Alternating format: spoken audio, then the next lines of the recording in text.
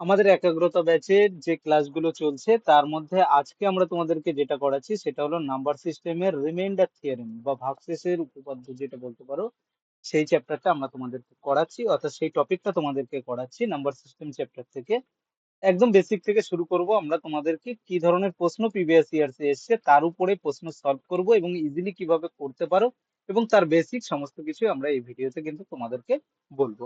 তো আজকে আমাদের ক্লাস 3, আর এর আগের ক্লাসগুলো যারা দেখোনি তারা অবশ্যই দেখে নেবে। আর এরপর আমাদের রিজনিং এর ক্লাস রয়েছে, সেই রিজনিং এর ক্লাসটাও কিন্তু কেউ মিস করবে না। প্রতিদিন আমাদের রবিবার বাদ দিয়ে প্রত্যেকদিন আমাদের রাত 8টায়, কিন্তু 7টায় আমাদের অঙ্কের ক্লাস এবং 8টায় রিজনিং এর ক্লাস থাকে।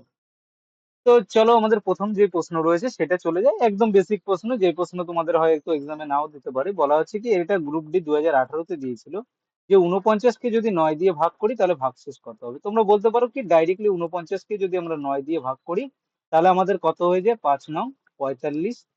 আর এখানে কত হলো, ভাগশেষ এলো আমাদের 4। তো আমরা কেন এই প্রশ্নটাকে নিয়েছি, দেখো এখানে এই যে যেটা ভাগ করলাম, এই যে 9 দিয়ে ভাগ করলাম, এটাকে কি বলা হয়, এটাকে বলা হয় ভাজক। ভাজক বা যেটাকে ডিভাইডার আমরা বলতে পারি, ডিভিজার বলতে পারি, ঠিক আছে। এইটা কি রয়েছে, ডিভিডেন্ড বা ভাজ্য। এই মাঝে যেটাকে ভাগ করছি সেটা হলো আমাদের ভাজ্য, যেটা বের হচ্ছে সেটা কোশেন্ট বা ভাগফল, বাংলায় লিখছি, হ্যাঁ। আর এক্সট্রা যেটা পড়ে রয়েছে শেষে সেটা হলো রিমাইন্ডার বা ভাগশেষ। এইটাই হলো আমাদের লক্ষ্য। তো আমরা কি দেখতে পেলাম, এই মাঝের 49কে যদি বের করতে হয় তাহলে 49 ইকুয়াল টু আমরা কি লিখতে পারি, এই 9 × 5 যোগ আমাদের কত করতে হবে, এই 4। তাহলে 5 নং 45 আর 4 49 হয়ে গেল। অর্থাৎ আমরা কি বলতে পারি, এটা থেকে কি ফর্মুলা আমরা পেয়ে গেলাম, যে এই 49, অর্থাৎ 49টা কি আমাদের ভাজ্য, অর্থাৎ যাকে আমরা ভাগ করছি, ইকুয়াল টু কি হলো, 9 কি আছে আমাদের ভাজক, হুম, গুণ 5 আমাদের কি আছে ভাগফল, যোগ 4 আমাদের কি আছে, যোগ হলো আমাদের 4 হলো ভাগশেষ। তাহলে আমরা কি দেখতে পেলাম, আমাদের যেটা এসে দাঁড়ালো সেটা হলো ভাজ্য ইকুয়াল টু ভাজক গুণ ভাগফল প্লাস ভাগশেষ।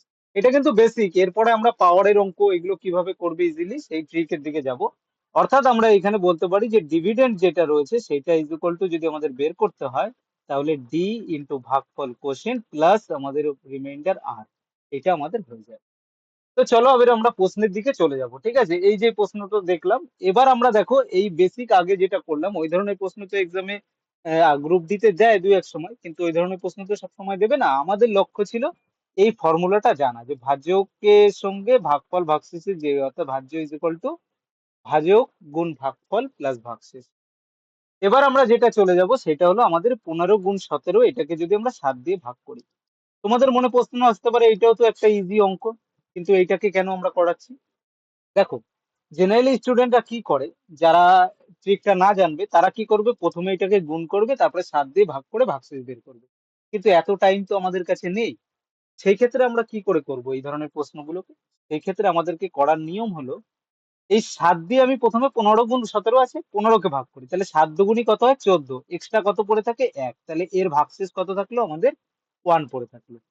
17কে 7 দিয়ে ভাগ করো, 17কে 7 দিয়ে ভাগ করলে 7 দুগুণী 14, এক্সট্রা পড়ে থাকে কত, 3। তাই তো, দুটোই আমাদের +1 +3।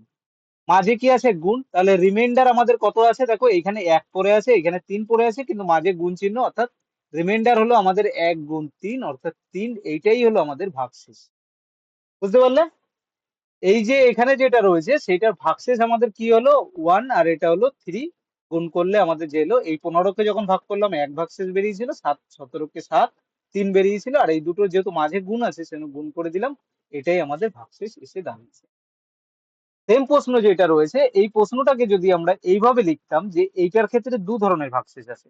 দেখো, এটাকে যদি আমি এইভাবে লিখি যে 7 দিয়ে ভাগ করছি, 7 দুগুণী 14 +1 ভাগশেষ এলো, কিন্তু আমি যদি 3×7=21 করি তাহলে ভাগশেষটা এসে দাঁড়ায় কত, -6। দেখো, -6 কিন্তু আমাদের ভাগশেষ আসে না, এগুলো আমাদের অঙ্কের সুবিধার জন্য এগুলোকে আমরা ধরে নিই। অর্থাৎ 3×7=21 করলে 15 থেকে 21কে বাদ দিলে -6 আসে। 21কে আর এইটা 7 দুগুণী 14 না, 3×7=21 যদি করি তাহলে এইটা আমাদের কত আসে, এইটাই আমাদের -4 আসে ভাগশেষ। কখন, যদি আমরা 3×7=21 করি, অর্থাৎ 17 থেকে 21কে বাদ দিই, তাহলে নেগেটিভে ভাগশেষ আমাদের কি আসতে পারে, +-6 আর -4। আর পজিটিভে কি আসতে পারে, +1 আর +3। আবার এই দুটোর যদি যোগফল করি, দেখো তো এই ওয়ান মাইনাস অফ এই দুটোর যদি যোগফল করি আমরা, মাইনাস অফ যোগফল তো না, এর মধ্যে দুটোর মধ্যে ডিফারেন্স যদি করি, তাহলে কত এসে দাঁড়ায়? আমাদের সেই 7 এসেই দাঁড়ায়, তাই তো? ওয়ান মাইনাস অফ -6, সেরকম তিনের সঙ্গে যদি এই 4 কে ডিফারেন্স বের করি, তাহলেও আমাদের কত? 3 মাইনাস মাইনাস প্লাস, অর্থাৎ এটাও 7 চলে আসে। অর্থাৎ পজিটিভ এবং নেগেটিভ যেই দুটো রিমাইন্ডার রয়েছে তাদের মধ্যে পার্থক্য সবসময় আমাদের এই ভাগশেষের সঙ্গে সমান হবে। এবার আমাদের লক্ষ্য কি, যদি কখনো নেগেটিভ আসে আমরা কি করি, এই ডিভাইজার যেটা রয়েছে অর্থাৎ যেটাতে ভাগ করছি সেটাকে জাস্ট ওর সঙ্গে যোগ করে দিলে যে পজিটিভ ভ্যালুটা আসে সেটাই আমাদের ভাগশেষ। এবার আমরা চলে যাই প্রশ্নের দিকে। দেখো এখানে কি দেওয়া রয়েছে? 123 আর এটা হলো 456। বলা হচ্ছে এটাকে আমরা 5 দিয়ে ভাগ করব। তাহলে ভাগশেষ কি আসবে? ওই একই ফর্মুলা। আমরা যদি করি আমরা পজিটিভটা নিয়েই করি, নেগেটিভ তখনই করব যখন আমাদের নেগেটিভ দরকার হবে, ঠিক আছে? তো আমরা কি বলতে পারি, এইটাকে ভাগ করলে আমাদের কত? দেখো 5 দিয়ে ভাগ করে মানে লাস্ট দুটো সংখ্যাকে ভাগ করলেই আমাদের হয়ে যায়। তাহলে আমরা যদি 4 5 20, এত 5 24 120 করলে প্লাস 3 আসে, তাই তো? ভাগশেষ কত পড়ে থাকলে? 3। এটা 120 কে 123 কে যদি 5 দিয়ে ভাগ করে কত থাকে? 3 এক্সট্রা পড়ে থাকে, 120 অব্দি ভাগ যায়। 456 কে করলে আমাদের কত হয়? 5 নং 45, 5 1 কে 5, অর্থাৎ এখানে আমাদের প্লাস 1 হয়ে গেল।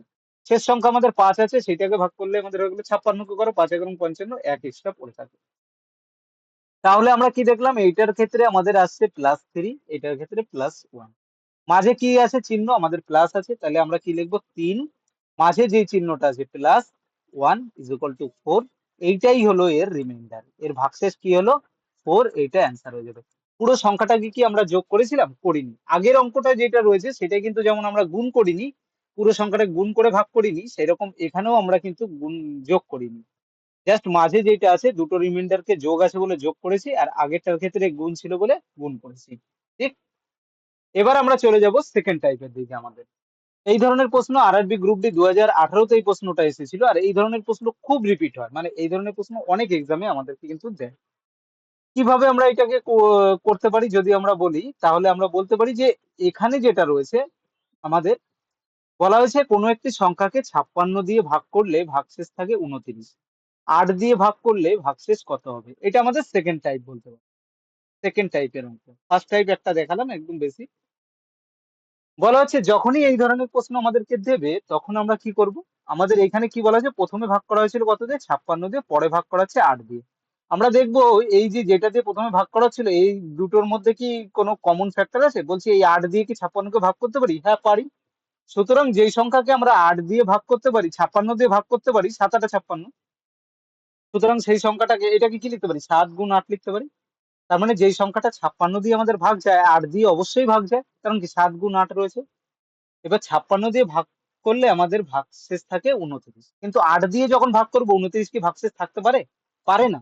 কারণ কি 8 এর থেকে 29 বড়, তার মানে আমি এই 29 এর মধ্যে আবার 8 দিয়ে আরো কয়েকবার ভাগ যেতে পারে। তাহলে 29 কে যদি আমরা 8 দিয়ে ভাগ করি তা আমাদের কতবার যায়? 3 8 24, অর্থাৎ +5 আমাদের রিমাইন্ডার পড়ে থাকে। কত পড়ে থাকে? 5 আমাদের রিমাইন্ডার পড়ে থাকে। সুতরাং এইটাই আমাদের অ্যান্সার। তা আমাদের কি যখনই এই ধরনের প্রশ্নগুলো দেবে, ফার্স্ট আমরা দেখবো যেটা দিয়ে আগে ভাগ করা হয়েছে, সেকেন্ড যেটা দিয়ে ভাগ করা হচ্ছে সেটা দিয়ে বা এই দুটোর মধ্যে দিয়ে একটা অপরটাকে কাটে কিনা। যদি দেখে কেটে যাচ্ছে অর্থাৎ একটার মধ্যে অপরটার ফ্যাক্টর রয়েছে, সুতরাং ডাইরেক্টলি আমরা দ্বিতীয় যেটা ভাগ করতে বলেছি সেটা দিয়ে এটাকে ভাগ করে দেবো, আমাদের অ্যান্সার হয়ে যাবে। ঠিক আছে, চলো এরকম আরেকটা প্রশ্নের দিকে আমরা যাই। চলো দেখে নিই। সেই সেম টাইপের প্রশ্ন এখানে আমাদের আরেকটা রয়েছে, 8 নম্বর প্রশ্নটা দেখো। বলা হচ্ছে একটি সংখ্যাকে 114 দিয়ে ভাগ করলে ভাগশেষ থাকে আমাদের 21, তাহলে 19 দিয়ে ভাগ করলে কত ভাগশেষ হবে? 19 দিয়ে 114 কে আমরা ভাগ করতে পারি? দেখলাম হ্যাঁ পারি, 6 19 114। সুতরাং 114 দিয়ে ভাগ যায় মানে 19 দিয়ে অবশ্যই ভাগ যাবে, কিন্তু 114 দিয়ে ভাগ করলে ভাগশেষ থাকছে 21, কিন্তু 19 দিয়ে ভাগ করলে কি 21 থাকতে পারে? না, 21 হলো 19 এর থেকে বড়। সুতরাং আরো একবার ভাগ যাবে, তাহলে 19 1 19, এক্সট্রা পড়ে থাকলো কত? 2। এটাই আমাদের ভাগশেষ। এখন যখন 19 দিয়ে ভাগ করবো তখন ভাগশেষ কত থাকবে? আমাদের 2, কারণ কি 19 দিয়ে 21 কে আরো একবার আমাদের ভাগ চলে যায়। ঠিক আছে, বুঝতে পেরেছো? যদি না বুঝতে পারো কমেন্টে জানাবে। তো চলো আমরা এর পরের টাইপের দিকে আমরা চলে যাই। ঠিক আছে, পরে আমাদের যেটা রয়েছে সেটা আমরা কি দেখতে পাচ্ছি? বলা হচ্ছে 25 ভাগ 24, এটা দেওয়া রয়েছে। দিয়ে তোমাকে বলা হয়েছে কি যে 25/24 বলা হচ্ছে ভাগশেষ বের করতে।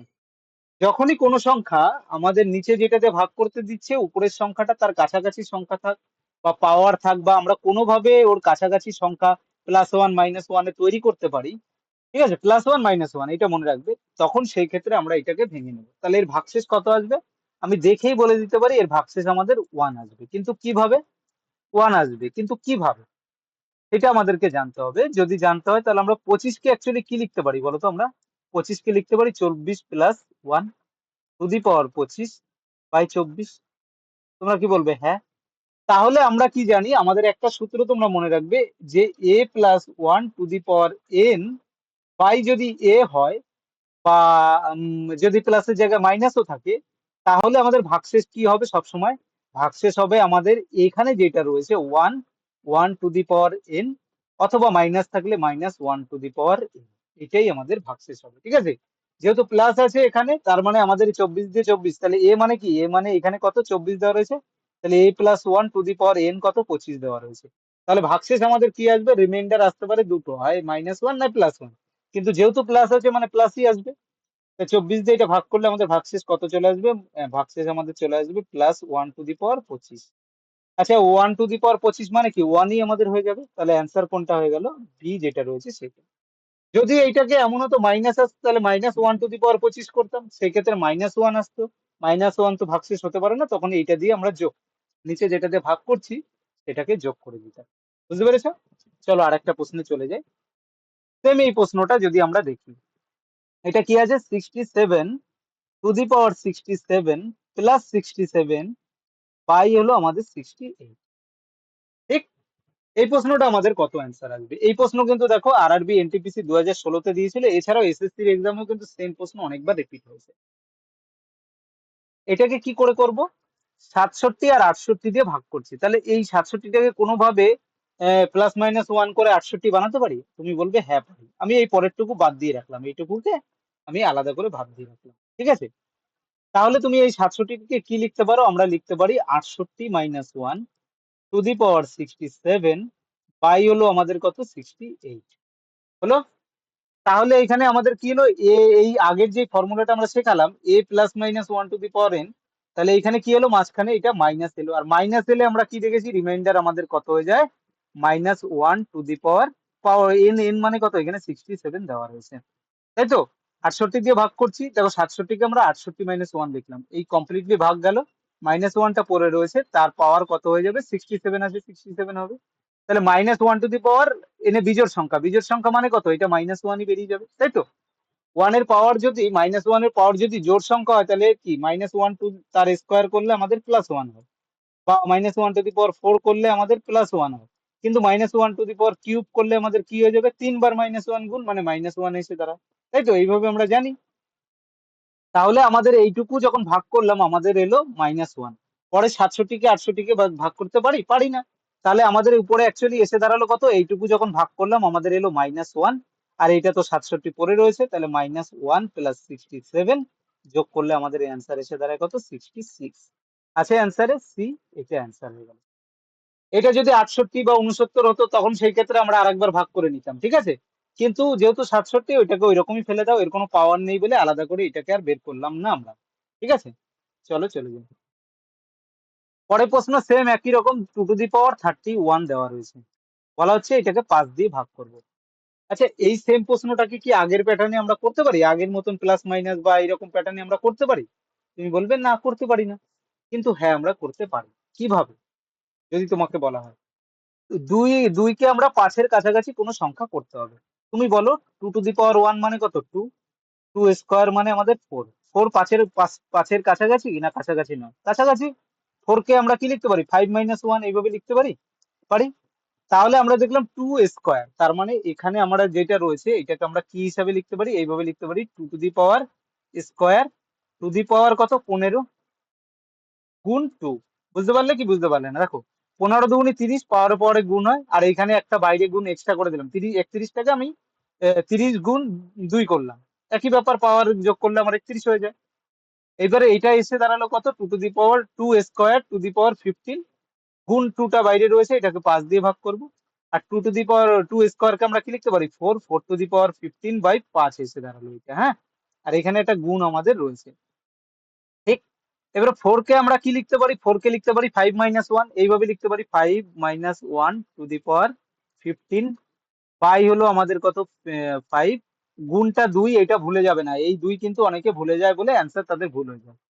তাহলে এটা কত হলো? এটা আমাদের a minus 1 to the power n by a, এইটা করলে আমাদের কত হয়? মাইনাস 1 টু দি পাওয়ার 5 গুণ 2, তাই তো?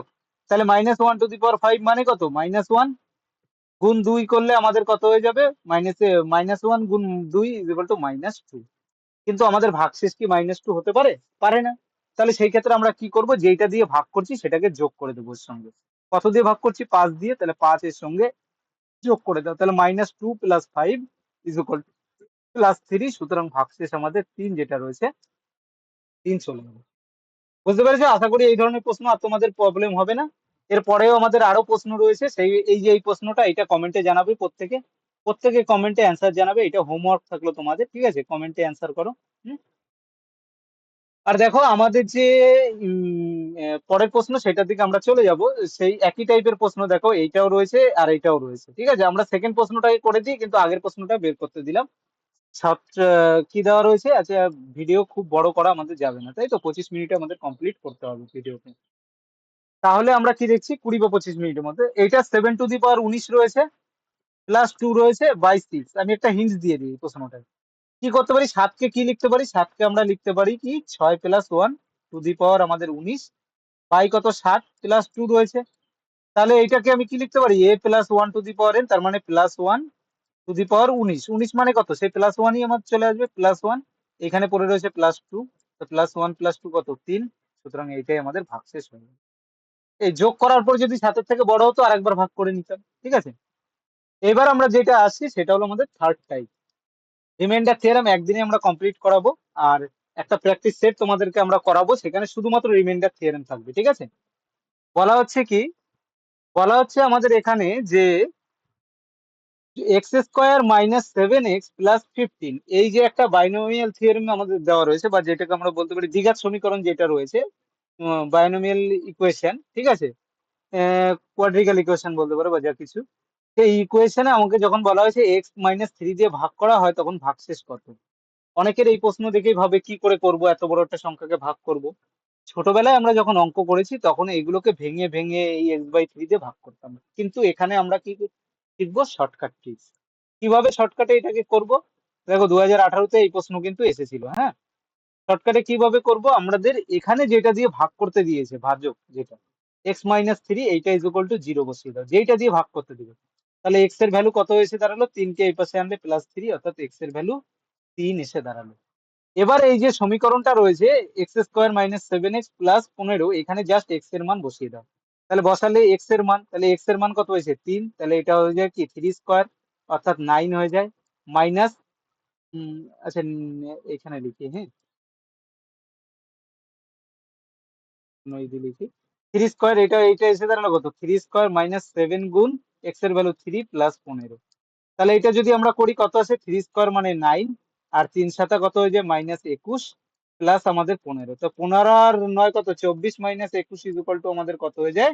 24 মাইনাস 21 করলে আমাদের 3 হয়ে যায়। সুতরাং ভাগশেষ আমাদের কোনটা হবে? বি। তাহলে আমরা কি দেখলাম? এই থার্ড টাইপ যেটা রয়েছে, এই টাইপে আমরা যখনই এই ধরনের প্রশ্ন দেবে, আমাদের যেটা দেওয়া রয়েছে এটা ইজ ইকুয়াল টু 0 করে নেবো।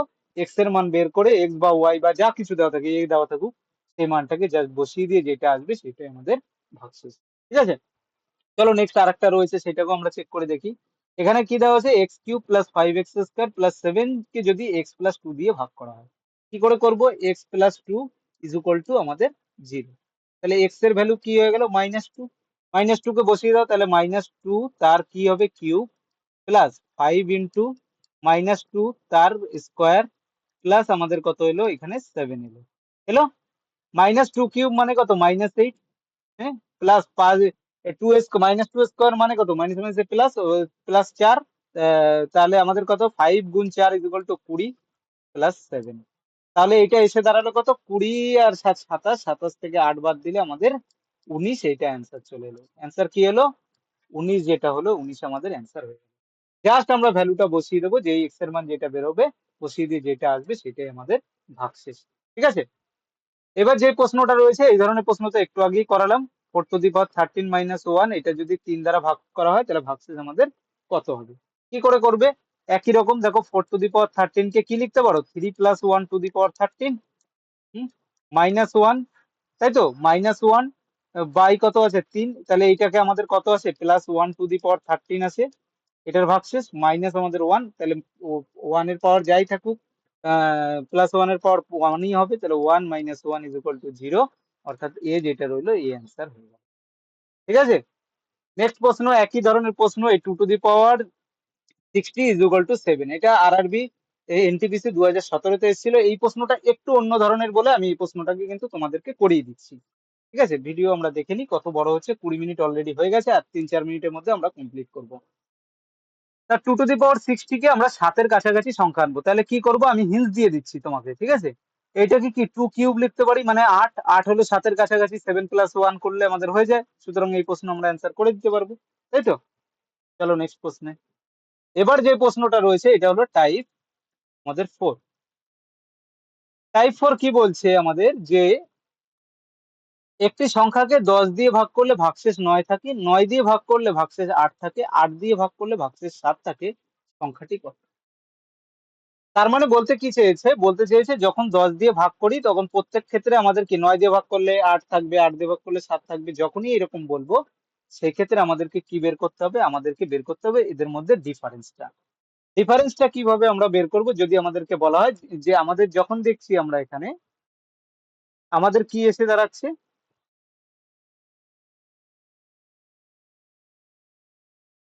এখানে যদি আমরা দেখি তাহলে আমরা কি বলতে পারি যে আমাদের এটা এখানে যেটা মানে যেটা আমাদের রয়েছে তাদের মধ্যে ডিফারেন্সটা আমরা বরাবর কি দেখতে পাচ্ছি, যে ডিফারেন্সটা আমাদের কিন্তু বরাবর আমাদের আম, মানে যদি 10 দিয়ে করি 9 থাকছে, 9 দিয়ে 8, অর্থাৎ এইভাবে ডিফারেন্সটা আমাদের প্রত্যেক ক্ষেত্রে আমরা কি দেখতে পাচ্ছি, এক করে, তাই তো? 10 থেকে 9 কে বিয়োগ করলে কত হবে? 10 মাইনাস 9 যদি করি আমাদের 1, 9 মাইনাস 8 করলে আমাদের কত হয়ে যায়? 1, 8 মাইনাস 7 করলে আমাদের 1। তাহলে প্রত্যেক ক্ষেত্রে আমরা কি দেখতে পাচ্ছি? আমাদের কিন্তু যে ডিফারেন্সটা রয়েছে, অর্থাৎ ওদের যে পার্থক্য সেটা 1 এসে দাঁড়ায়। এরপর আমরা কি করব? যখনই এটা আসলো, এবার আমাদের প্রত্যেকটা প্রথম ক্ষেত্রে কত আসছিল? 9, দ্বিতীয় ক্ষেত্রে 8, তারপরে 7। তাহলে আমরা এই যে আমাদের 9 আর 10 ভাগ আমরা কি কি দিয়ে করেছি? একটা 10, একটা 9 দিয়ে, আর একটা 8 দিয়ে, তাই তো? ভাগশেষ আসছিল কত? 9, 8, 7, আর ভাগ করছিলাম 10, 9 আর 8, এই তিনটের লসাগু বের করো। তাহলে 10, 9 আর 8-এর যদি আমরা লসাগু বের করি, তোমরা কিভাবে করতে পারো? আমরা বলতে পারি সবচেয়ে বড় সংখ্যাটা নিলাম 10, এরপরে 9 দিয়ে চেষ্টা করলাম, 9 দিয়ে কি ভাগ যায়? 10 কে যায় না, তাহলে 9 গুণ 9। 8 দিয়ে যায়? 8 দিয়ে যায় না, কিন্তু 2 এর ভিতরে একটা 2 রয়েছে, 4 গুণ 2 2, অর্থাৎ 4 থেকে যায়, 4 নং 36, 360, এটা হলো আমাদের কি 360 হলো আমাদের লসাগু। কিভাবে এইরকম লসাগু করতে হয় প্রত্যেককে শিখিয়েছিলাম, ডাইরেক্টলি কিভাবে আমরা লসাগু এরকম উৎপাদকে বিশ্লেষণ না করে করি।